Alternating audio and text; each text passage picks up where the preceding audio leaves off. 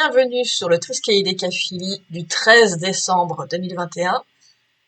Ce mois-ci, on accueille pour la troisième fois, roulement de tambour, Céline Badarou, qui va nous lire un extrait de Troisièmes aventures de Ravinger et Ward, La Tarentule bègue. Tout à fait. Merci beaucoup. C'est en effet le 3e volume. Donc là, ce soir, je vais vous lire le chapitre 4 et le chapitre 5. Et vous allez découvrir un nouveau lieu de Sidedib. Donc un petit rappel pour ceux qui ne connaissent pas forcément. C'est une enquête qui se déroule au pays des fées et dont les héros sont des animaux anthropomorphes.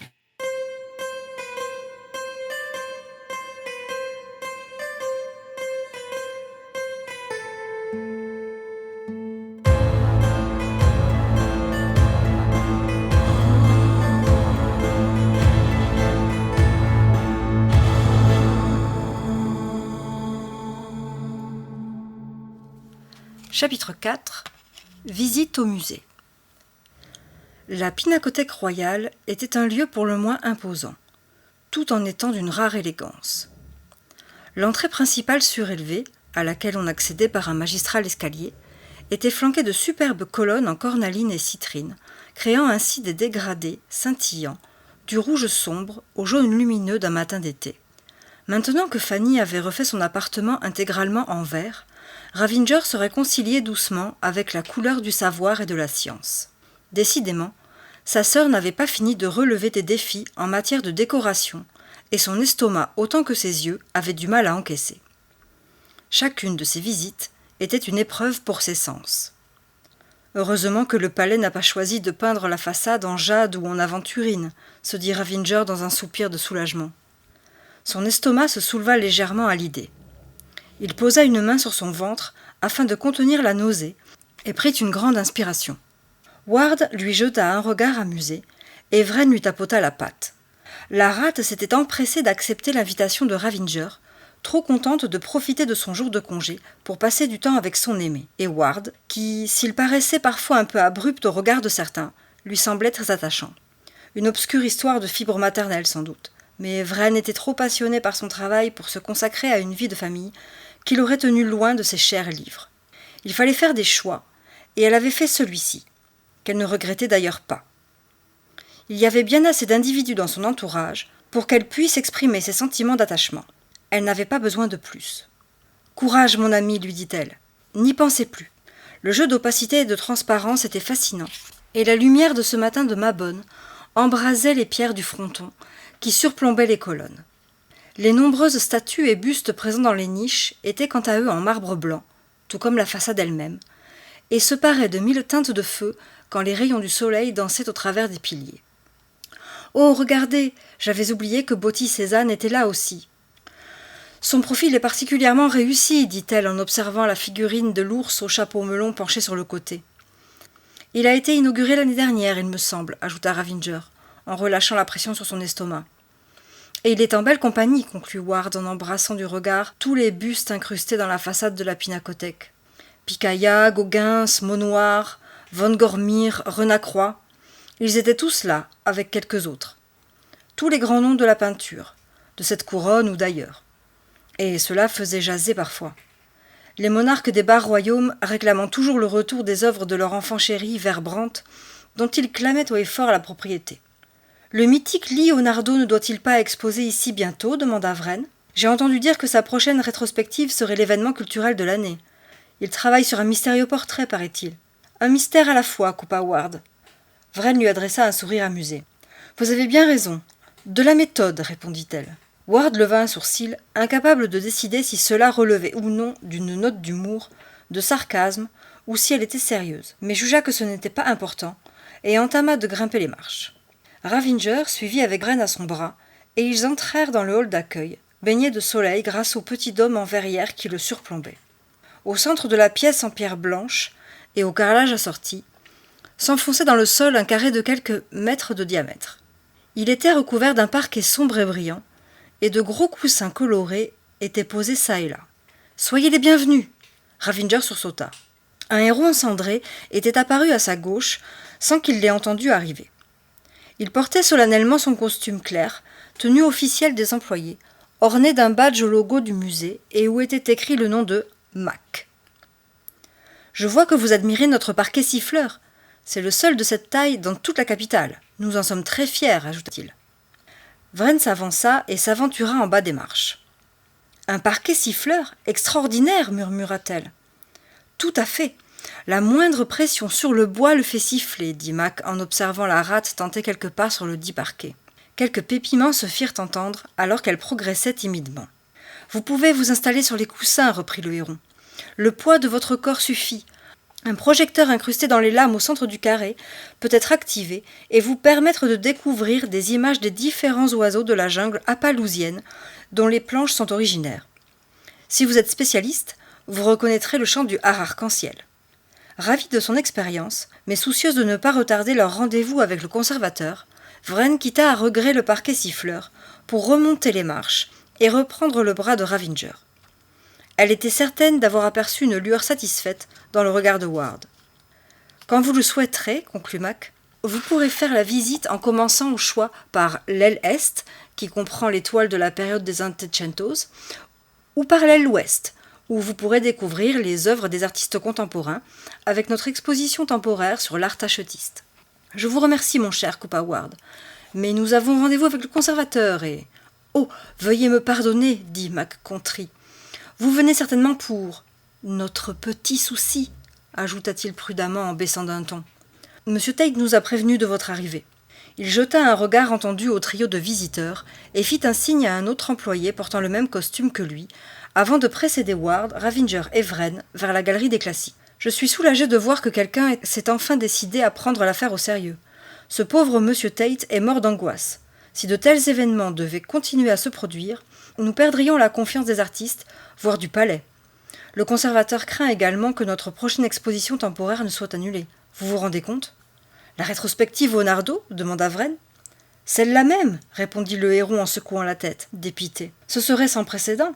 Vren jeta un regard à Ravinger, qui pinça les lèvres, et leva un sourcil vers Ward, qui dressa les oreilles. Le blaireau commençait à penser qu'il y avait décidément plus que des voleurs de chaussettes. Une affaire simple serait sans doute trop demandée, se dit-il en soupirant. Chapitre 5 – Dans le feutré. Dès ses premiers pas dans l'aile ouest, Ward fronça le museau, tendit les oreilles et soupira. Quant à Vren et Ravinger, ils stoppèrent net. Pas peu fier de son petit effet, le héron émit un faible rire en se retournant vers le groupe. « Ah, vous avez remarqué, c'est étonnant, n'est-ce pas ? Le dallage des deux galeries a été entièrement taillé dans de la pierre silencieuse. Aucun piétinement de bottes, aucun cri d'enfant, aucune exclamation de joie ne viendra troubler la quiétude de votre séjour en ces lieux. Nous ne reculons devant rien pour le confort de nos visiteurs, dit-il d'une voix qui paraissait chuchoter. Ni devant celui des cambrioleurs, lâcha Ward d'un sourcil levé vers Mac. Ce dernier, mal à l'aise, se racla la gorge et regarda ses chaussures. « Ward !» lança Ravinger avec une note de réprobation dans la voix. Vren feignit d'ignorer les différentes remarques afin de détendre l'atmosphère. Elle fit quelques pas et se délecta de l'absence de claquements de talons à chaque foulée qu'elle faisait. « Mon cher Mac, dit-elle, voilà qui est proprement fascinatoire. Ainsi, c'est cette pierre silencieuse qui étouffe le son de nos conversations comme si je vous murmurais un secret. » Le pauvre héron attrapa la perche si gentiment tendue et releva la tête en esquissant un sourire timide. Il frotta ses mains sur son pantalon. « Oui, en effet, n'est-ce pas fantabuleux ? Le conservateur a beaucoup insisté pour le faire installer. Bien, je vais vous laisser. Monsieur Tate vous attend dans son bureau, tout au fond de la galerie. Ne ratez pas notre dernière acquisition, une huile du grand chavide, le sagre de Tigre-Léon, une œuvre extraordinaire, peint intégralement à la moustache. » Et il s'éclipsa après un bref salut. Ravinger émit un ricanement moqueur. « Peint à la moustache. Décidément, ces artistes sont tous complètement fêlés. Bientôt, ils peindront avec mon cher, coupa Vren. L'art a ses raisons que la raison ne connaît pas. » Et ils rirent tous deux de bon cœur. Ward, lui, n'avait fait que peu de cas du départ du héron et n'avait pas plus prêté attention à son discours. Il avait toujours le sourcil froncé et la mine chafouine. « Il ne nous manquait plus que ça, vraiment, lança-t-il. Je comprends votre réaction, mais vous en prendre à cet employé n'y changera pas grand-chose, dit Ravinger. Si c'est le conservateur qui a eu cette idée, il a oublié de nous en faire part lors de sa visite. Voyez donc cela avec lui plutôt. Ward frétilla des moustaches, les oreilles toujours dressées. Croyez bien que je n'y manquerai pas, répondit-il. Le silence les accompagna jusqu'au bout de la galerie, ponctué de temps à autre par de légers oh, ah et hi hi, en partie étouffés. Bien que Ward ne perdît pas une miette de la visite, il n'était pas venu s'extasier. L'art pictural en soi était certes admirable, mais il était là pour résoudre un mystère et ne comptait pas se laisser distraire. Il en convenait toutefois, Titien était un peintre remarquable. Pourtant, ce ne fut pas cela qui retint son attention. Il dressa ses oreilles autant que possible, et tendit chacune de ses vibrisses. Il cherchait à entendre les moindres bruits avalés par la pierre, à ressentir les plus infimes vibrations. La peste soit de cette installation. Pourquoi donc M. Tate a-t-il pris pareille décision ?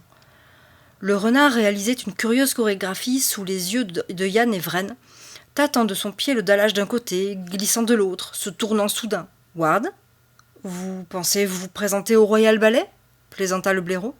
Craignant que son ami ne l'ait pas entendu, il s'apprêta à continuer son chemin sans insister, quand Ward s'immobilisa subitement, levant 2 yeux noirs et brillants vers lui.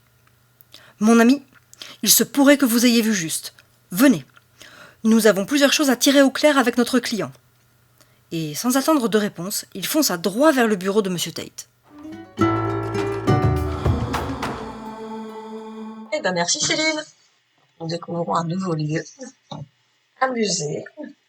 Est-ce qu'il est semblable au Louvre ou ça te fait penser à la Tate Gallery? Oui, exactement. Tout à fait Tate, comme la Tate Gallery. Alors pour nous remettre dans le contexte, la tarentule belge, c'est en fait Monsieur Tate, c'est ça? C'est le conservateur du musée. Oui, tout à fait. La tarentule bègue, c'est Monsieur Tate, le conservateur de la Pinacothèque royale de la ville de Longdigna, qui est la capitale du monde des fées. Ok, et qu'est-ce qui l'amène chez Ravinger et Ward? Alors, ce qui l'amène chez Ravinger et Ward, c'est que il a un problème et il sait pas trop par quel bout prendre ce problème parce qu'en réalité, ces tableaux changent de place dans le musée. Ils sont pas volés, ils disparaissent pas, mais ils changent de place. Il peut pas se plaindre pour vol puisque ils sont pas volés. Et il a peur de pas être pris au sérieux par la garde, puisque On risque de le prendre pour un fou. il a fait quand même un petit moment que ça dure et c'est pour ça qu'il va chez Ravinger et Ward. Alors, Stéphanie dit qu'elle a découvert le mot pinacothèque grâce à ce livre. Oui, ça m'étonne pas. C'est un mot qui est assez peu usité et que moi j'aime beaucoup. C'est un mot que j'ai rencontré pour la première fois quand je suis allée en Italie. Et que donc le musée local s'appelait Pinacoteca et je me suis dit mais quel est ce mot fabuleux. Donc en français on a l'équivalent de pinacothèque. C'est un très beau mot, je l'ai entendu la première fois. Voilà, c'est en général un musée qui ne contient que des œuvres picturales. De peinture. Et d'ailleurs, si ça vous intéresse en tout cas, il y a une pinacothèque à Paris aussi. Par contre, je sais pas si elle est encore ouverte. Ah non, elle a fermé en 2016. Ah zut. Ouais, je crois que ses dernières expos c'était sur le street art. Mais bon, voilà, il y avait une pinacothèque à Paris. Et... Il y en a dans plein d'endroits en fait, mais c'est vrai que très souvent on utilise le mot musée et pas pinacothèque. C'est un peu dommage parce que c'est un mot qui claque. Ah, ça claque, hein. Et donc, ils vont mener une enquête dans un musée. Mais on découvre en tout cas qu'ils adjoignent plus ou moins les services de la petite amie de Ravinger. Est-ce que tu peux nous en parler pour ceux qui n'en sont restés, par exemple, qu'au premier tome et qui l'ont juste rencontré brièvement? Alors effectivement, donc on rencontre Vren dans le tome 1, puisqu'elle est bibliothécaire à l'observatoire de la ville. Et puis voilà, il y a, on va dire, un coup de foudre avec Ravinger. Ah oui, ça ricanait beaucoup. Et dans le tome 2, on la voit pas, Vren. On en entend juste un petit peu parler. Au grand malheur de Stéphanie, voilà, qui m'a dit « Ouais, il y a plus Vren dans le tome 2, qu'est-ce que c'est que ça ?» Tout ça. Je lui dis « Attends un petit peu, elle va revenir. » Et effectivement, voilà, elle a la part belle quand même dans ce roman-là, hein. C'est un troisième tome qui est quand même assez féminin, enfin qui met beaucoup en valeur, je trouve, les femmes, l'entourage de Ravinger et Ward. Bon, Conan Doyle, il mettait pas vraiment en valeur les femmes, donc il était peut-être temps de renverser la balance, d'équilibrer les forces. Ouais, c'est vrai que dans les textes originaux, bah, c'est décoratif, hein. Elles sont là pour être secourues, pour être défendues, mais pas tellement pour être proactives dans le processus de l'enquête ou pour sauver des gens ou pour voilà. À part donc Mrs. Hudson, mais je ne pense pas qu'elle est très développée dans les romans de Conan Doyle. Alors dans les romans de Conan Doyle, elle fait le thé et elle fait les gâteaux, hein, voilà. Elle ne fait pas grand-chose d'autre. Alors que dans le Sherlock Holmes de Miyazaki, elle a un rôle quand même beaucoup plus développé, et elle se montre même carrément combative. Ouais, ouais, d'ailleurs j'aime beaucoup cette version-là. Elle est très très chouette. Alors, les... Ouais. Irene Adler, c'est pas tout à fait pareil. Irene Adler, c'est une antagoniste. Donc de deux choses l'une, j'ai envie de dire, la femme, soit c'est la bobonne, soit La c'est femme l'ennemi. fatale, ouais. Ça manque de chat, dit Leto. Mais elle est bien, Et même ouais, petite.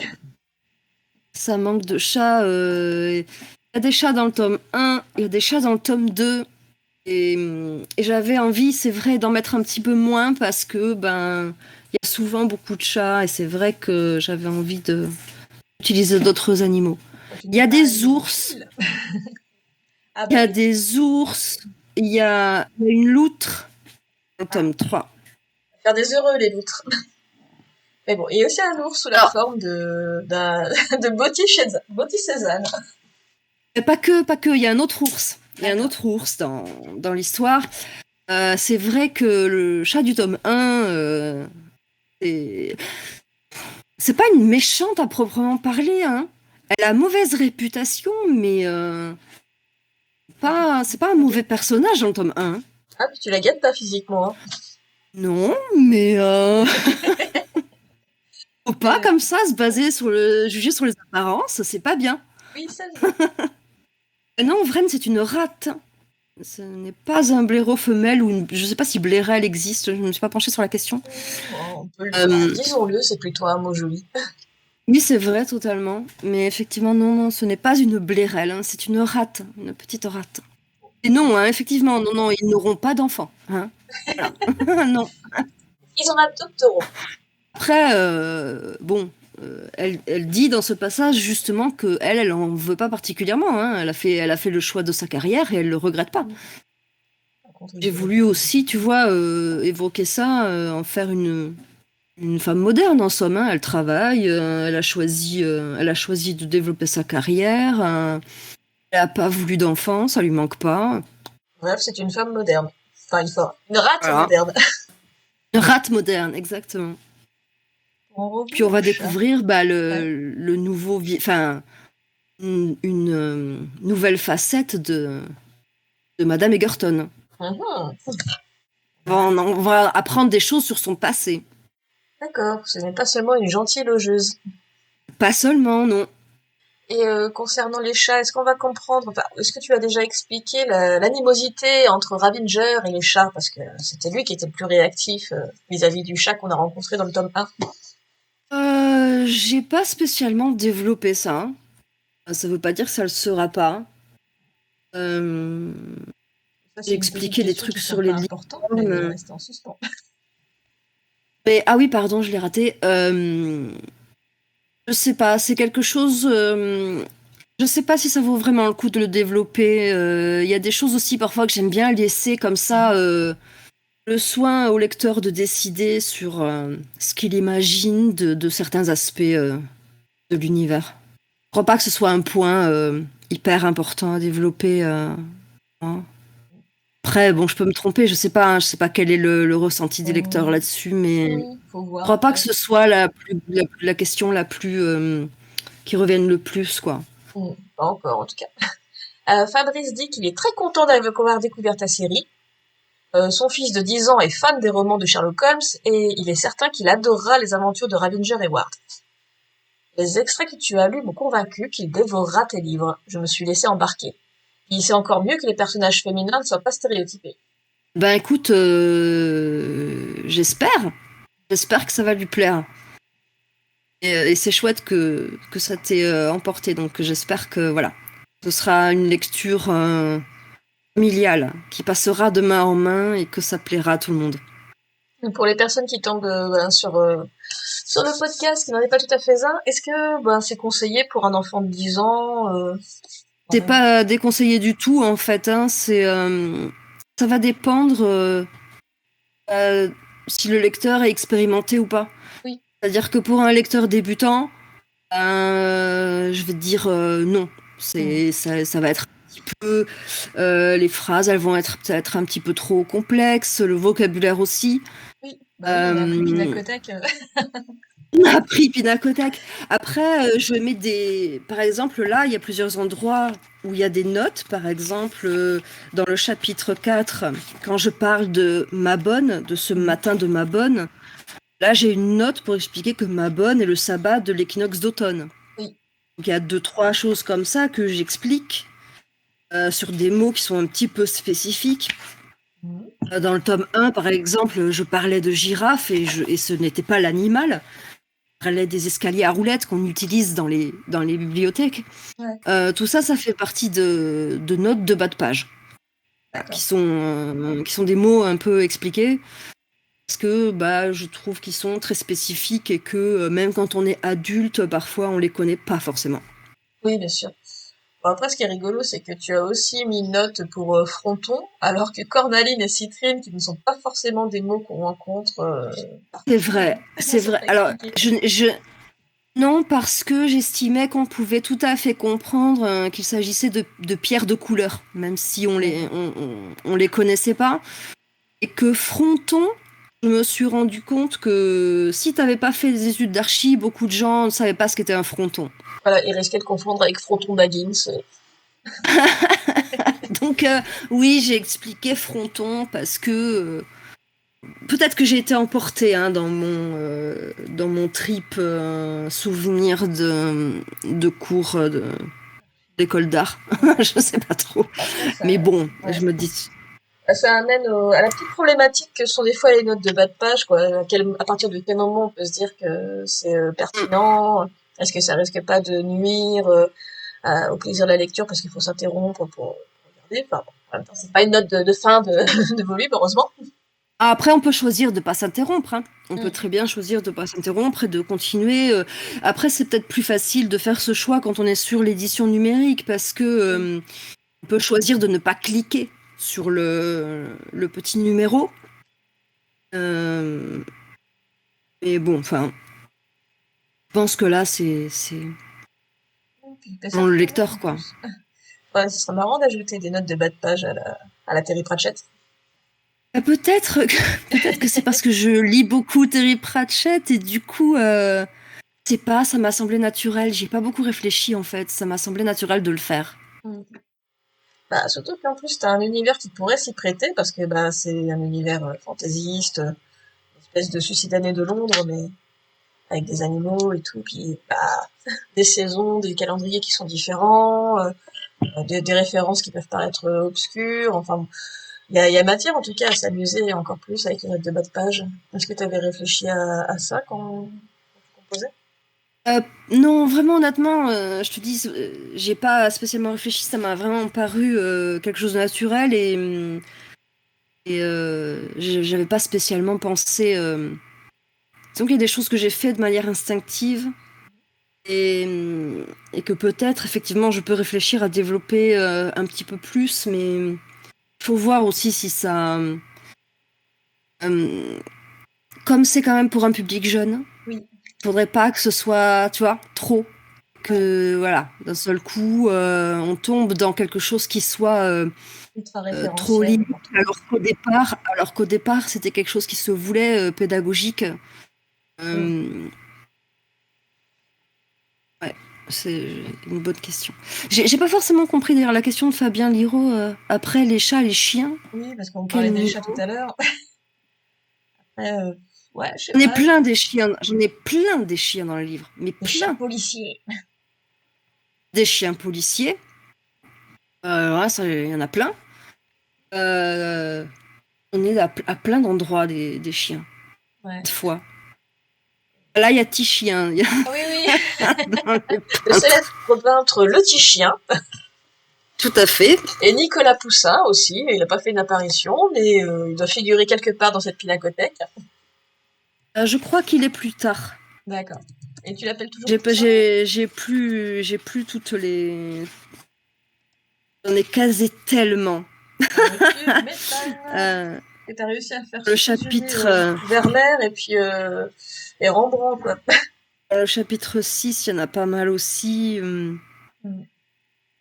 Après, voilà, j'ai pas voulu lire les chapitres où justement il y avait la tarentule bègue, parce qu'elle est bègue, Ouais. et que je savais pas du tout comment ça passerait avec une lecture comme ça.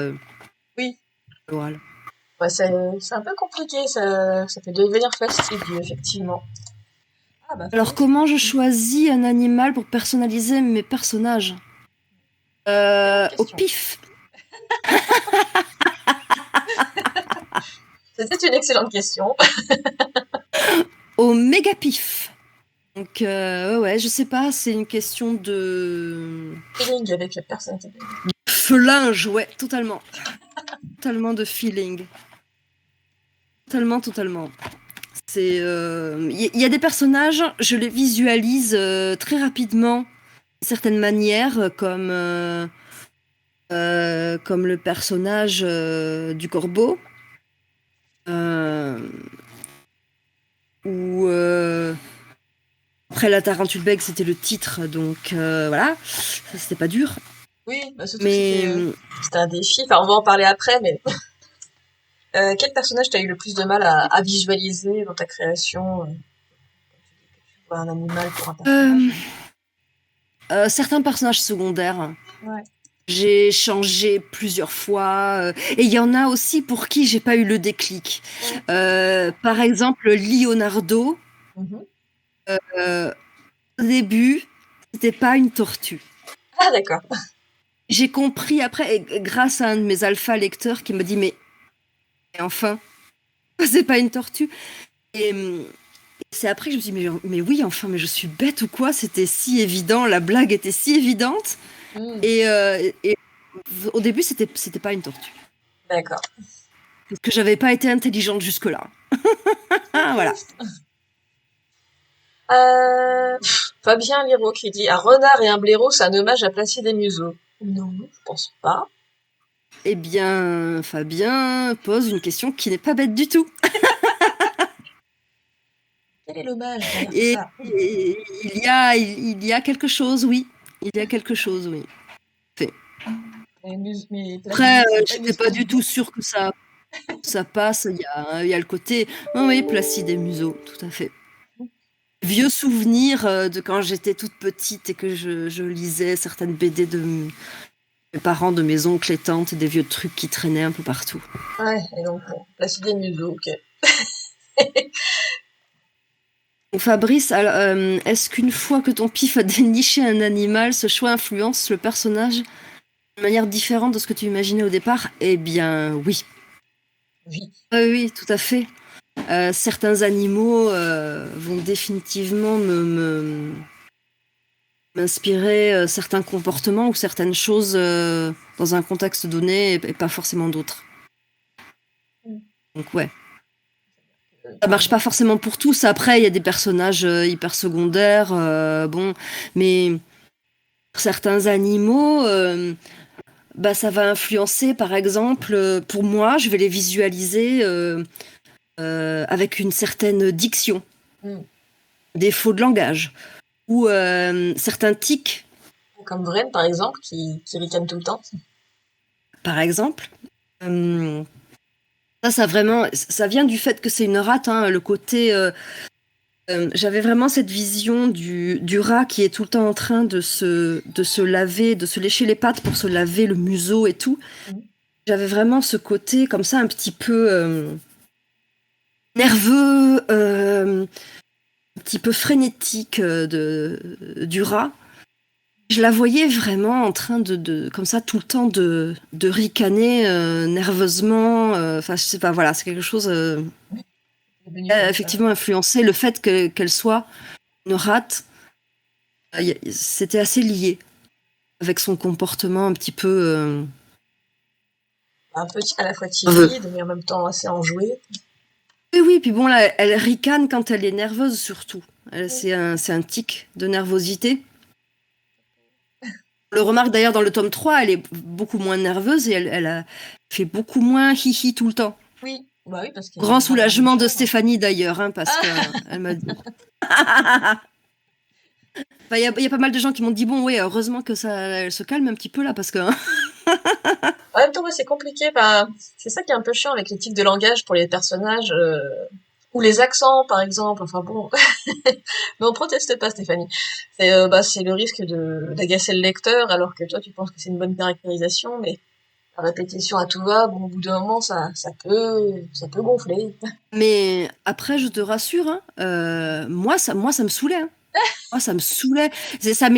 Et vraiment, et je l'imaginais, et je me disais, mais si j'ai quelqu'un comme ça en face de moi, je vais avoir envie de le frapper ou de lui dire de se taire. Parce que ça va pas être possible. Quelqu'un qui fait ça tout le temps, quoi. Attention, sachez que Céline, ce soir, est devenue particulièrement chatouilleuse. Non, non, mais c'est vrai que voilà, elle a ce tic de langage, et même en l'écrivant, ça m'énervait. Voilà. Voilà, il Et fallait un pour peu moi, de bon, tic c'était pour logique, donc canaliser. il fallait. Je pense que le retranscrire Oui, 2 ou 3 fois, c'est suffisant pour comprendre que bon, qu'elle a des fois des petits tics nerveux et tout ça, et que c'est pas la peine de le mettre dans toutes les lignes de dialogue. bah, c'était comme la tarentule bègue. Mm. C'était difficile parce que il fallait qu'elle soit bègue. Ouais. Et en même temps, il fallait pas non plus que le texte devienne illisible. Oui. Oui, donc la faire buter sur quelques mots de temps en temps, mais bon, pas Donc il tout le fallait temps. arriver à trouver un équilibre comme ça pour faire parler en faisant comprendre quelle était sa difficulté, Mhm. sans pour autant voilà, rendre la lecture imbitable. Quoi. Ah oui, surtout que c'est un personnage assez important qui apparaît régulièrement dans le roman, donc bonjour la galère, quoi. C'est comme, Ah ouais, c'est ça. ouais, bah c'est comme dans ça de Stephen King, t'as un personnage qui s'appelle Bill, hein, Bill le Bègue, et bah durant tout le récit, King ne le fait pas bégayer à tout bout de champ, quoi. Quand il est avec ses amis, des fois il est assez détendu pour parler normalement. Ouais. Pour en venir à Tarentule Bègue, justement, donc c'est le titre de Ah l'ouvrage, oui. et comment t'es venu ce titre? Mhm. Mhm. Euh, j'ai une liste. J'ai une liste que j'ai faite dès le début, donc avant même de commencer à écrire la licorne assassinée. Mhm. Euh, je me suis fait une liste des titres comme ça qui me parlaient, que je trouvais, je sais pas, intrigants, drôles. Et voilà, je sais pas, la tarentule bègue, c'est un truc qui me parlait dans la mesure où déjà je trouve que la tarentule, c'est un animal qui est pas souvent utilisé comme je l'ai utilisé là. C'est-à-dire que c'est pas, je vais pas utiliser l'araignée pour faire peur. Ouais. C'est juste un personnage, voilà, qui lui arrive des trucs. Enfin, ce pauvre homme est bien embêté. Mm. Je voulais qu'il soit sympathique. Oui, oui, tout à fait. Je voulais que justement cette tarentule soit sympathique et qu'on ait, voilà, qu'on soit avec lui et qu'on ait envie de l'aider. Mm. Euh, et Même si puis, même si dans la vraie vie, les tarentules, c'est venimeux, ça te pique, tu meurs. oui, non, voilà, voilà. Là, en l'occurrence, c'est quelqu'un de sympathique qui ne saute pas sur les gens pour les tuer. Euh, Ouais, t'es pas obligé de danser une tarentelle. mais ouais. Je sais pas, c'est pourquoi ce titre bah déjà parce que je voulais une tarentule en héros pour mon tome d'Halloween. Mhm. Oui, parce que ça, En il faut même savoir temps, que ce c'est une lecture soit d'Halloween normalement, mais bon, on est de... et je voulais pas que ce soit un personnage qui fasse peur. C'est vrai que c'était pas évident. Et je sais pas, dans le titre, la tarentule bègue, il y avait quelque chose qui sonnait bien, quoi, qui sonnait à mes oreilles, qui me parlait. Voilà, ça fait partie de ma liste. Le prochain, c'est le la grenouille frileuse. La grenouille frileuse. Bah là, dans Ouais, la une grenouille frileuse. allitération en grrr. Alors j'adore les allitérations. Mm. Alors là, je suis et parfois j'en fais trop. On me dit ouais, mais là quand même c'est dur à prononcer. Et moi, j'avoue, j'adore ça. J'adore les allitérations. C'est plutôt Gros rigolo. gros Puis, kiff. je pense qu'un univers assez fantaisiste peut s'y prêter justement à une fantaisie dans le style et l'écriture. Et pour ça, il y a les allitérations. Après, ben C'est vrai. voilà, est-ce que les gens, je pense qu'il y en a beaucoup qui s'en rendent pas compte, Mm. qui captent même pas. Non, mais Je ça crois c'est. pas que ça gêne les gens. Je crois pas que. Non, puis ça peut être un plaisir de fin gourmet, quoi. Puis après, bon, voilà, il faut pas en abuser non plus. Je sais que parfois on m'a repris, enfin, mes alpha lecteurs m'ont dit, voilà, quand même, c'est un peu chargé. Alors donc, tu as des alpha lecteurs et pas des bêta lecteurs comme on dit d'habitude. Comment tu fais? Parce que j'ai les deux. En Ouais. fait, j'ai des gens qui le lisent mon texte vraiment au stade zéro de l'écriture. C'est-à-dire que j'écris un chapitre Mhm. et je l'envoie. D'accord. Voilà, il n'y a pas de, je ne les retravaille pas, tout machin. J'envoie direct. J'ai très peu d'alpha lecteurs, hein, j'en ai deux, trois Mhm. max. Et, euh, Déjà pas et eux mal. me font des retours sur vraiment la version brute du truc. Parce que à ce stade, c'est pas le style là qui m'intéresse, mais le fond. D'accord. Donc, du coup, de vraiment travailler sur le fond, et c'est à ce stade justement qu'on me fait des retours du genre, bah tiens, mais pourquoi est-ce que Leonardo n'est pas une tortue, typiquement. Voilà, et c'est là qu'après, bah, après ces retours-là, je vais retravailler un petit peu, changer deux trois trucs. Ah bah tiens, ce personnage-là, il faut qu'il devienne tel animal, ou ah bah là, il faudrait qu'il se passe un truc, ou que je rajoute un élément, etc. D'accord. Et après, à ce moment-là, je vais retravailler le texte une première fois et l'envoyer à un ou une, en l'occurrence une, bêta lectrice qui est payée pour faire de la bêta lecture. Et après, je fais une dernière correction, puis j'envoie donc à la correctrice. D'accord. Ok. Je Donc ça fais se fait. la dernière lecture. C'est toute une chaîne. Ah oui, carrément. Ça se passe comme ça Euh, aussi dans l'édition pro. Bah oui. Et oui, c'est pas parce qu'on est Ah oui. auto-édité que c'est la foire à la saucisse en fait. Ah non. Ah bah oui, attends, c'est du travail sérieux, madame. Il faut faire rêver les enfants. Donc, pas que les enfants. Enfin, Et les les grands. enfants, mais de tous les âges, quoi. Les Oui. petits-enfants et les grands-enfants. Voilà. Les enfants qui n'ont pas grandi dans leur tête. C'est exactement, voilà, ceux-là. Et ouais, bah, en plus, ce sont, je sais que j'ai envie de travailler, enfin, j'ai envie d'avoir cette dynamique Mm. équipe. Je sais aussi que je, je peux pas, moi, avoir le recul nécessaire pour faire tout ça toute seule. Je n'ai pas ce recul sur ce que j'écris. J'ai besoin d'avoir des gens qui le lisent et qui me donnent leur avis. Après, bon, je fais ce que je veux de cet avis-là. Oui. Mais j'ai besoin de cette dynamique, le recul Ouais. nécessaire Qui est capable d'avoir du sur ce recul que je sur son fais. travail, quoi. C'est pas évident. Hein. Ah, il y en a peut-être, hein, mais moi, je sais que je peux pas. Je peux pas toute seule. Il y a des trucs, voilà, je vais tout simplement passer à côté ou pas forcément voir quand une phrase va être trop chargée ou quoi, parce que moi je l'ai trouvée jolie, ou enfin, Oui. et après on va me dire ouais, mais là quand même, non, c'est bon, elle fait 4 lignes, ta phrase, ça va. Ça, c'est un peu le piège, oui. Et bientôt, on aura Céline Badaproust.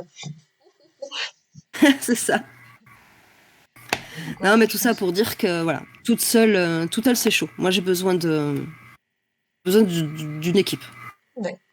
Ah, qu'est-ce que tu entends par là, Globule, les chasseurs et les canonniers? Il va y avoir Parce qu'il y en a dans le livre. Ah, les canonniers ont beaucoup de recul. Ah oui, Les chasseurs et les canonniers ont beaucoup de recul, mais pour de vrai, il y en a dans le livre. d'accord. Ah, cette Il y a espèce il de y a référence. il y a les fées canonnières. Fait canonnière. Euh, Ouais. Alors, ces chapitres. C'est avant Retrouvailles. D'accord. Une visite charmante, je crois. En tout cas, on trouve des faits canonnières. Et on les voyait déjà aussi, les faits. Ah, Retrouvailles. Ouais. Retrouvailles, c'est le chapitre, donc page 105. Tu, tu, tu, tu. Est-ce qu'elle parle en canon? Ah non, Ah, dommage. Bah, non, tant pis. non. On fait que les croiser de loin comme ça. Ravinger fait une brève remarque, mais c'est tout. D'accord. On les croise déjà dans le tome 2, les faits, ou elles font leur première apparition dans ce tome 3? On en croise à plusieurs moments, des Mhm. différentes. Euh, Dans le tome 2, il y a la blague Pérave, hein, sur laquelle j'ai beaucoup pensé à Nicolas Vitch. Voilà, c'était un hommage. Donc nous avons les ingénieurs et les ferronnières. Oh, Ah, oh, oh. voilà. C'est D'accord. oh, oh, oh, c'est fait, voilà. C'est assez original, mine de rien, les ferronnières. Voilà, j'étais très fière de ma blague pourrie. Mhm. Et personne ne m'a envoyé de mail d'insultes pour l'instant, donc ça va. D'accord. Alex Nicolavitch approuve, je pense. En On a souvent attendant les les faits faits divers. divers, oui, tout à fait. Oui. Un peu plus Tout à fait. classique, pas dire. On n'est pas à l'abri, hein. On n'est pas à Non, tout l'abri, à faites fait. attention. Il peut se passer plein de jeux de mots tout pourris Ouais. à n'importe quel moment, hein. Des rubriques des chiens écrasés pour en revenir aux chiens. Voilà, pour en revenir aux chiens. Tout se tient. Tout se tient, tout est lié. Voilà. Oui. Coïncidence? Je ne crois pas. Après, voilà, quand tu parles, enfin, tu décris Londinia et le monde de Ravenger et Ward comme un monde féerique, mais finalement, elles sont pas super présentes, ces fées. Enfin, en tout cas, on voit un elfe très collé monté dans le tome 2. Ah, dans le tome 2, on rencontre la reine des fées. Ah, quand Qui est même. pas rien. Oui. Ouais. Ah Ah bah oui, oui. oui, oui. Fin du tome 2, on rencontre quand même la reine des fées. Et c'est là aussi qu'on se rend compte que les fées, c'est pas tellement des créatures éthérées et fragiles, hein. Hmm. Plutôt des créatures dangereuses. Oui, ben, je pense que la plupart des légendes les décrivent comme ça, les légendes celtes, ou autres, ça Oui. c'est... Ouais, ouais. Et même la fée Clochette, tu vois, on pense toujours à la fée mignonne de Disney, mais bon, je pense que c'est une sacrée garce. Ben, on en discutait, c'est marrant parce qu'on a fait Peter Pan, enfin on a beaucoup parlé de Peter Pan avec mes élèves là, on a fait un cours il y a pas longtemps sur les contes de fées. Mhm. Et ouais, ouais, la fée Clochette, c'est une psychopathe, hein, comme Peter Pan, quoi. Oui, oui, oui, les deux, en fait, Que c'est des des personnages psychopathes. négatifs à mes yeux, hein. Ah oui, oui, c'est des personnages qui sont très très durs et qui sont totalement antipathiques, égocentriques à mort, enfin, ils ont tout pour plaire, hein. Pardon, qu'est-ce que tu disais? Ouais, mon ordinateur a un peu planté. Je disais donc qu'on les a bien édulcorés. Oui. Ouais, de toute façon, c'est le jeu que joue Disney depuis le C'est ça. début, hein. Ouais. Moi, c'est vrai que je suis plus, d'ailleurs pour beaucoup de choses, je suis beaucoup plus proche de la vision celtique de plein de trucs dans ma série de livres. Oui. Il y a beaucoup, beaucoup de choses qui sont inspirées des Celtes, notamment le calendrier, Et on retrouve à la les fin du fêtes, mage. Mm. voilà, tout ça, les heures et tout ça, c'est historique en fait. Oui. Que ce soit le nom des mois, effectivement.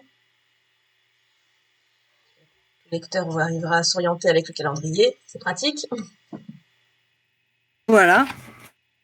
Ouais, c'est rigolo. D'ailleurs, on retrouve toujours ton Donc, jeu des références. oui, bien sûr, il y a le jeu des références. Alors, qu'est-ce qu'on a? Alors, bon, une qui est inratable, hein, inratable dans ce tome, c'est la référence à Ghostbusters. Mhm. On a même plusieurs. Ah bah En oui, avec fait, les histoires de tableaux qui se déplacent, forcément, il nous faut une intervention.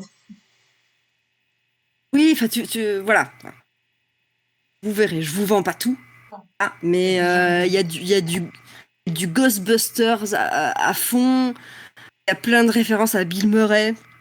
À la pizza à l'ananas. Euh, la pizza à l'ananas, oui. D'ailleurs, tu présentes tes hommages à l'inventeur de la pizza à l'ananas. Tout à fait. Tout Pourquoi? à fait, oui, oui. Quoi? Pourquoi la pizza à l'ananas? Ananas? Eh bien, c'est très simple. Parce que dans le tome 1, je parlais de chocolatine Mhm. et De gruautine. de pain au gruau et de gruautine. Et je voulais avoir à nouveau un sujet de discorde culinaire Ah, dans le tome 3. Et je me suis dit, mais quoi de mieux? Quoi de mieux que la pizza à l'ananas? Voilà, en voilà effet. pourquoi. Elle a ses détracteurs. Et C'est un roman qui va faire polémique. c'est un roman qui va faire polémique, effectivement, voilà. Après, je ne défends pas forcément la pizza à l'ananas, mais je lui tire pas dessus non plus. D'accord. À vous de vous faire votre avis. Ce que je peux vous dire, c'est que Ravinger est pas super emballé. Oh, tu Voilà. m'étonnes. Qui le serait? Il est pas. Est-ce qu'il y a il y en a parmi vous qui aiment la pizza à l'ananas? Sérieusement. Polémique Victor. Oh, bravo. Bravo, bravo. Bah, tu peux te suggérer un prochain débat culinaire? Vas-y. C'est beurre doux ou beurre salé? Ah, il paraît. Moi, je Ouais, trouve que ça sachant fait que pas bah, pour les débat du Bretons, en tout. tout cas, c'est une hérésie de manger du beurre doux. Ah, et oui. Et oui, forcément, c'est sûr. Je suis à Sûr. moitié bretonne et j'aime que le beurre doux, donc je suis une face à ma race. Il y a beurre doux, beurre salé. Il y a aussi les pâtes à la carbonara. Ça, c'est. Ah oui, La ça c'est un grand carbonara, débat. ça fait débat, hein. Oui. Donc. Moi, Ouais, t'en j'en as ai sous sous le la coude. pédale encore. Bah, surtout que pour un roman qui, voilà, Ah, quoi, qui ça. traite pas mal de gâteaux, de pâtisseries, de tasses de thé et tout, donc il faut rester un peu dans le domaine culinaire, quitte à se faire De des temps en ennemis. temps, ouais, voilà. Ouais, fou, j'ai pas peur, moi, hein, j'y vais, hein. Fou, là. Je suis une autrice engagée. Voilà. Mais sur des sujets un peu inattendus, comme la chocolatine et la pizza à l'ananas. Mais bon, chacun ses combats. Bon, ça apporte un petit truc en plus. Oh, bah ouais, on a hâte de voir. Je sais pas, on verra. Ah, Fabien suggère Pas aussi de pâte brisée ou brisée ou frangipane. Ouais. frangipane. Ouais, il y a Non, mais c'est vrai que sur la galette des rois, il y a pas mal de débats aussi, hein. Ouais, vraiment. Je préfère la Et galette ici, nous, on a la un brioche. truc très bizarre, nous, ici. On a une galette, c'est une brioche Mhm. au pralin, en fait. Ah, Enfin, j'aime c'est une bien espèce de. ça. En fait, elle est trop bizarre. Moi, j'adore le praliné, mais cette galette-là, elle est trop Ah bizarre. ouais? Ça a plus le goût. Ouais, parce que je trouve qu'elle a plus le goût d'amande que Ah, de praliné. oui. Et donc, du coup, je suis pas hyper fan. D'accord. Alors, Melchior dit que la galette, il y a zéro débat. La brioche aux fruits confits, le reste, c'est des inventions d'hérétiques. Voilà. Tu vois, ça y est, ça commence à se Ça battre. commence, ouais, ça Je crois que commence. le prochain truc, c'est la galette des rois. Je pense que je tiens Prochaine. Hmm. Ah, mon prochain débat culinaire. ouais, ce sera dans la grenouille frileuse, alors? La grenouille frileuse, ouais. Ouais, voilà, il y aura un Après, débat je sais pas, je culinaire. vais voir. La grenouille frileuse, il va sur une ambiance très différente. J'ai pas encore commencé à l'écrire, hein, mais Ouais. j'ai déjà des choses en tête par rapport à ça. Et on va être sur de la mythologie inca, Hmm. maya, choses comme ça. Ouais, il y a une place pour la grenouille de la mythologie inca? Alors, je ne sais pas, parce que de toute façon, en fait, ça se passe quand même ça se passe à Londinia, hein, mais D'accord.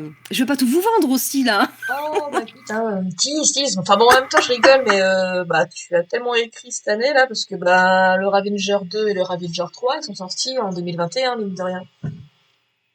Oui, mais bon, avec 6 mois d'écart, et ça Ah, c'est reste pas mal. des petits livres. Ouais, C'est mais quand c'est pas même mal. très court. C'est un bon Je n'écris rythme. pas des dictionnaires, moi, madame. Ah, t'as pas Hein? écrit un dico, hein. Il y avait quoi? Non, 980 t'as 000 pas écrit un signes. dico. Je sais plus ce que c'était en mots. T'as écrit un demi-dico. Oui, un demi-dico, c'est pas Bon. grave. Ça va. Et puis après, ça dépend, je suis désolée, hein, moi, j'ai des dicos qui sont plus petits que ton bouquin. Hein, Ouais, ça va, d'accord? il se lit vite, hein. Il y en a qui Donc, l'ont lu en 7 jours, ça tombe bien.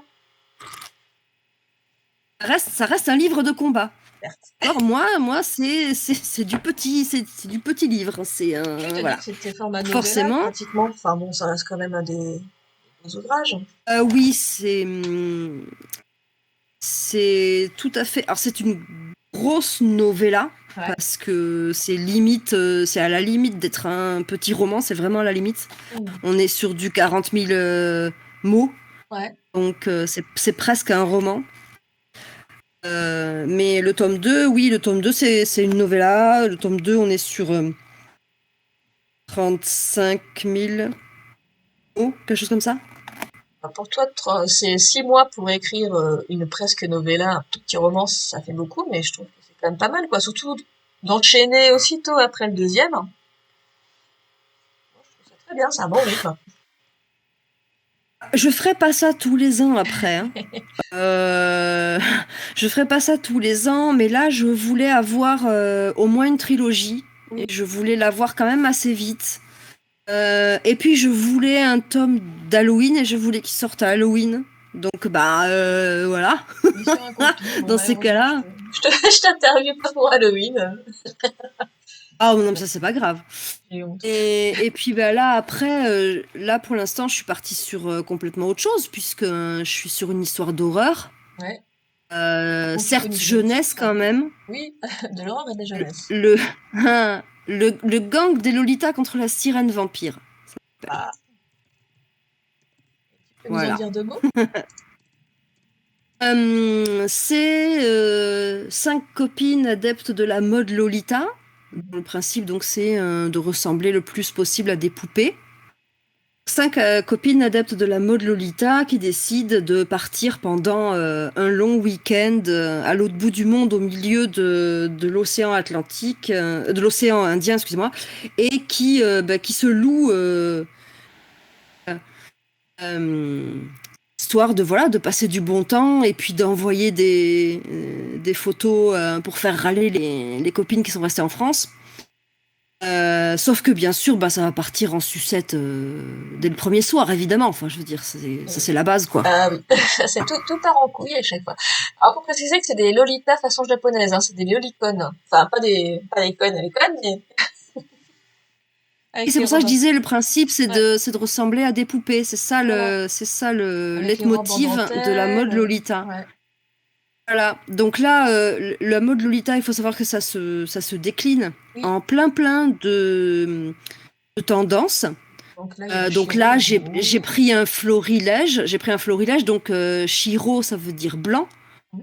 japonais. Donc les Shiro Lolita, c'est celles qui sont habillées en blanc. Donc par opposition à celles qui sont habillées en noir, puisqu'il y a une tendance. Là. Il Loligote. y a la voilà, il y a la Guro qui elle, ben c'est pareil, elles sont souvent en blanc mais avec des grosses taches de sang partout. C'est ce qu'on appelle les Lolita Gore. Mhm. Après, il y a la Sweet OTT. OTT, c'est pour over the top. Donc pour dire que c'est vraiment un truc hyper chargé, c'est des meufs, c'est de toutes les couleurs, avec plein de nœuds, de barrettes, de machins, de peluches, il y en a partout. C'est totalement hallucinant. La pirate Lolita, bon bah là ça se passe d'explication, pirate. Avec La le baron. héros Lolita, donc là le principe de héros Lolita c'est le côté sous-vêtements apparent. Alors bien sûr pas sous-vêtements comme nous on a l'habitude, le côté string et cache-téton, hein? Non, c'est pas ça. Non, mais c'est un côté beaucoup plus rococo, c'est-à-dire vraiment les dessous avec les trucs, les petits pantalons bouffants à dentelle, c'est un côté un peu, voilà, c'est une tendance un peu sexy Oui. des Lolita. Moi, je l'ai volontairement exagéré. On a fait un personnage qui est tout le temps en train de remonter ses nichons et qui se met vraiment volontairement en avant physiquement. Elle est, elle est très sûre d'elle-même physiquement. C'est d'ailleurs c'est mon personnage. Euh, c'est dans mes 5 filles Mhm. le personnage qui est un petit peu rond, celle D'accord. qui a un petit peu d'embonpoint. C'est un atout pour elle. C'est-à-dire que c'est ouais voilà, elle le vit comme un atout. Elle met en avant sa féminité. Elle le vit à aucun moment comme quelque chose qui pourrait ni Comme un la défaut. gêner, ni Mhm. voilà, personne se moque d'elle. Enfin, je veux dire, voilà quoi, elle assume complètement son corps en fait. D'accord. son corps et sa féminité, et voilà. Alors forcément, bon, elle a encore plus de nichons à mettre en avant, enfin forcément, quoi, voilà. Cette obsession, on va croire que c'est écrit par Jimmy Guilleux.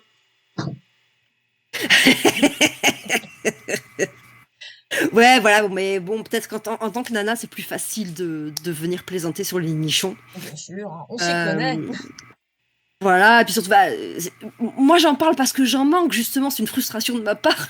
Ah non, Quand je vois ces nanas avec tous ces nichons partout, je suis jalouse, je me dis bon sang, mais on ouais. pourrait pas, Ouais, pourrait sache que pas me ça fait prêter un mal au petit dos. peu, enfin bref. C'est pas facile pour Ouais, le je sais, yoga. ouais, si, si. Non, mais j'ai une copine hein, qui avait une poitrine très très conséquente et qui me disait en fait, c'est pas cool. Parce que ça fait mal au dos, c'est chiant à plein de moments et Tu en passes au c'est ventre, vrai tout ça. que ça fait un super décolleté, mais il y a plein de mauvais côtés. Voilà. Ok. Et donc, en parlant de nichon, enfin, ce roman est destiné à la Alors en jeunesse. parlant de nichon, donc c'est pas vraiment de la jeunesse, hein, c'est du jeune adulte, Ouais. adulte. Young adulte, enfin, young adulte Euh, un peu désalé, on va dire. ouais, mais en fait, il y a plein de textes comme ça. Après, bon, pas grand-chose, hein. C'est juste qu'elle, ses potes, elles râlent parce qu'elles trouvent qu'elle est tout le temps en train de se remonter les nichons. Voilà, Oui. ça va vraiment pas plus loin que ça. C'est-à-dire qu'il y a des, elle s'engueule, enfin voilà, s'envoie On va les pieds. des bonnes petites répliques là. Mais sinon, voilà, c'est pas non plus, ça va pas plus loin que ça. Il y a pas de sexe, il y a pas d'alcool. Il Enfin y a que voilà. des meurtres, il y a que des meurtres gore. Alors, gore, pas trop. Je pense que les adeptes de gore seront quand même déçus Oh, non. parce que c'est, oui, non, non, mais oui. Alors, il y a des moments qui sont un petit peu gore, mais ça n'a rien à voir avec vraiment des textes gore. Hein. Je D'accord, suis c'est très très loin derrière. Je suis soft. Hein. du gore façon Edgar Wright. Euh, je sais pas, j'avoue. Ah, je sais pas si t'as vu Autre Phase, mais les scènes de meurtre sont, enfin, elles sont violentes, mais en même temps, c'est à mourir de rire, en fait. Disons qu'en fait, euh, il va y avoir du sang, et je vais pas forcément hyper développer les descriptions. D'accord. À un moment donné, on va quand même avoir une description d'un truc, enfin, je dis ce qui se passe, et en soi, c'est quand même assez moche. Donc, j'en mets pas des tartines, quoi. D'accord. Je laisse le lecteur imaginer ce qu'il veut. Moi, il m'a semblé que c'était suffisamment violent comme ça. Maintenant, après, Stéphanie va... Ce sera elle, ma alpha Ah, et Alpha. demi, mon alpha lectrice et demi. Mhm. Parce que là, pour l'instant, la personne qui lit en premier ce bouquin-là, c'est ma fille, hein, puisque c'est un peu elle, le cible. Mhm. Puisqu'elle, elle est Lolita en fait. Donc c'est à elle que je pose des questions dès que j'ai une question un petit peu technique sur est-ce que c'est une Lolita ou comment est-ce qu'elles peuvent être ou pourquoi est-ce qu'elle peut pas faire ça ou dire ça. Et en fait, voilà, c'est elle mon conseiller technique Lolita. D'accord. C'est magique. Voilà. Et tu penses le sortir pour quand Ah, c'est une bon, grande sûrement en question ça en 2022, fait. mais pas sûrement. Je sais pas. Alors, c'est c'est une grande question, je vais te dire pourquoi, parce que j'hésite. Ouais. J'ai une vision de ce que je veux faire avec ce truc-là et j'ai envie de faire une mini collection de bouquins qui sont à chaque fois donc qui seraient édités sur le même format, euh, à savoir un peu un format comics, donc Mhm. un grand format avec peut-être des illustrations à l'intérieur. Ouais. Vraiment une présentation façon vieux magazine pulp D'accord, ok. des années 50. Donc cette vibe-là, j'avais vraiment envie d'avoir un grand format façon comics, bon plus rigide évidemment, mais ce grand Layout. format là qui est un letter. D'accord, Et, ok. euh, et j'ai trouvé déjà quelqu'un pour me faire la couve, les yeux, tout ça. Et j'ai vraiment en tête un truc particulier. Et en même temps, Là, c'est la première fois depuis 2 ans là, que je vais faire autre chose que Ravinger et Ward, et j'ai des éditeurs qui m'avaient demandé de leur envoyer le prochain truc que j'écrirais. Comme pendant 2 ans, le prochain truc que j'avais écrit, c'était toujours Ravinger et Ward, je n'avais rien envoyé à ces gens-là. D'accord. Et là, je me pose la question. Je me dis, qu'est-ce que je fais? Est-ce que vraiment, donc, j'envoie à ces 2-3 personnes ce truc-là, qui potentiellement pourrait effectivement leur convenir, parce que voilà, ils éditent des trucs sur un ton un peu décalé, tout ça, donc ça pourrait cadrer. Et en même temps, je me dis, si j'envoie, je vais encore devoir attendre 6 mois. 9 mois pour que ces gens-là me répondent. Est-ce que j'ai vraiment envie, un, d'attendre, et deux, est-ce que j'ai vraiment envie d'être édité par la voie traditionnelle? Et j'en suis pas certaine en fait. Donc là, pour l'instant, je suis en train de me poser cette question. Voilà, je débat intérieurement avec moi-même. Voilà. Ça, en plus, on en avait déjà parlé pour l'auto-édition, quoi, par rapport aux libertés que ça procure. Pour ne rien te cacher, je pense que c'est Stéphanie qui va faire pencher la balance, selon ce qu'elle va me dire. D'accord. Selon son retour à elle, si elle me dit que potentiellement, oui, c'est quelque chose qui peut être édité dans le circuit traditionnel, alors peut-être je l'enverrai à ces 2-3 personnes. Mais je suis vraiment pas décidée, parce que j'ai vraiment cette idée de ce que je veux faire. C'est toujours pareil, quand tu le confies à une maison d'édition, tout ça, il faut que tu le lâches, tout cet aspect-là. C'est le lâcher prise. Je suis pas sûre de le vouloir. Je suis pas sûre de trouver en face des gens en qui j'ai suffisamment confiance pour faire ça. D'accord. Tu verras bien. On attendra le retour de Stéphanie. La maîtresse. Ouais, voilà, c'est Stéphanie qui va décider. Ta-ta-ta. Grande maîtresse Stéphanie. Bon, il est 20h10 là. Bon, on a terminé. Ouais. C'est très bien, merci. Merci à toi, merci de m'avoir invité. Je t'en prie. Quelle Stéphanie, dit Globule? Elle était présente, c'était sous le nom de Leto. C'est Stéphanie Chaptal. Et donc, alpha lectrice de... Stéphanie Chaptal, ouais, voilà, qui a sorti plusieurs livres chez Inis Éditions. Voilà. Et Fabien, tu lèves la main, c'est pour dire au revoir ou c'est pour parler? Après, j'aurais pu demander à Nelly aussi. Hein. L'idée, c'était d'avoir quelqu'un qui est fan du genre horreur et qui pouvait donc lire ce bouquin-là avec le prisme du fan de films d'horreur, que je ne suis pas moi-même en fait. Je ne connais rien. Exactement. Je sais, ça peut paraître un petit peu bizarre. J'ai vu des films d'horreur, hein, mais j'en ai vraiment pas vu beaucoup. Et je me base sur cette très très faible expérience.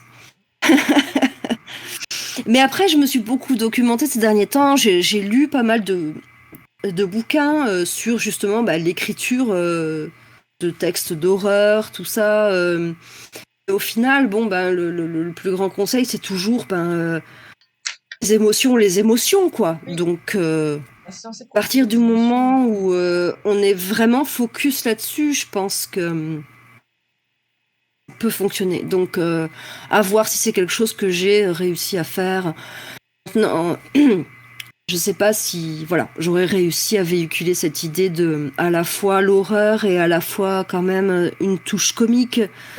Ça se marie bien mais qu'en même temps,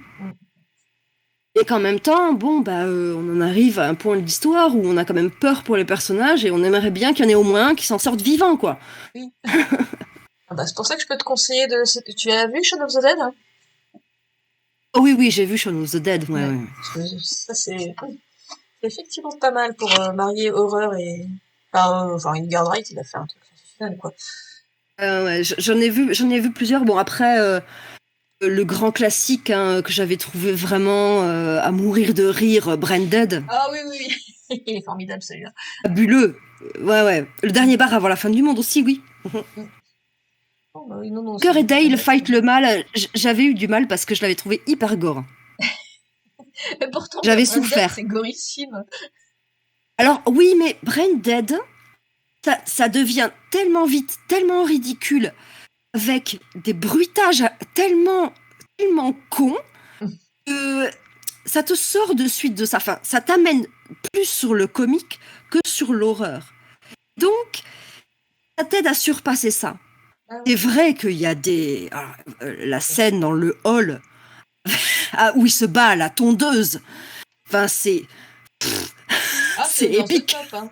Puis il faut savoir aussi, c'est que Voilà. le sang artificiel était constitué de sirop bien sucré, donc la plupart des comédiens, ils finissaient figés dans le sucre. Enfin, c'était l'horreur. Fallait maintenir le sang Et chaud. franchement, ouais, bah ouais, j'imagine, ouais. Mais en tout cas, cette scène, elle est vraiment épique. Il y a plein de trucs qui, effectivement, sont quand même crado, mais il y a tellement ce truc entre les bruitages, les dialogues. Enfin, tu te dis, Bah, c'est un chef-d'œuvre, hein. c'est trop marrant. Et ben, Le curé, là, qui se pointe, qui écarte le gamin, qui lui dit laisse petit, c'est une affaire de pro. Moi, ça me cueille d'office, je veux dire, voilà. C'est fantastique. ah bah oui, par le Branded. réalisateur du Seigneur des Anneaux, messieurs, dames. Ok, bon, on a Eh fini, oui. mais ça fait plus d'1 heure, dis donc. On va Oui, dépasser oui. allègrement. Bon, Ah, bah, ben je fais ma pub, là. Attends, ah bah c'est oui, bon, je je vois vends ça. mon prochain livre. Ah bah Attends, oui. wow. On profite, hein. Eh non, t'as profité, ça suffit. Ok, bon, bah, c'est fini pour ce mois-ci. Bah, le mois prochain, c'est le Café Cobalt qui revient en force parce que j'accueille Et Julie c'est fini Laval. pour cette année, même. Ah oui, Pour c'est cette fini pour année. cette année. Mon Dieu, comme le temps passe vite. Ah, ah ouais, c'est en plus le 14e Trisca. Non, c'est le 15e Trisca. Bon, d'un petit bonhomme. Ben voilà. Donc, dernier Trisca de l'année. Et puis, bah, on va ouvrir le mois de janvier avec le Café Cobalt le retour. Donc, bah, merci à tous d'être venus, de poser des questions. Puis, bah, merci Céline. Pour ta Bah, de lecture. rien, merci à tout le monde. Merci à toi et merci à tout le monde d'avoir été là, c'était super. Merci beaucoup. Bah, de rien. Et bonne fête à tous. Bonne soirée, passez de bonnes fêtes.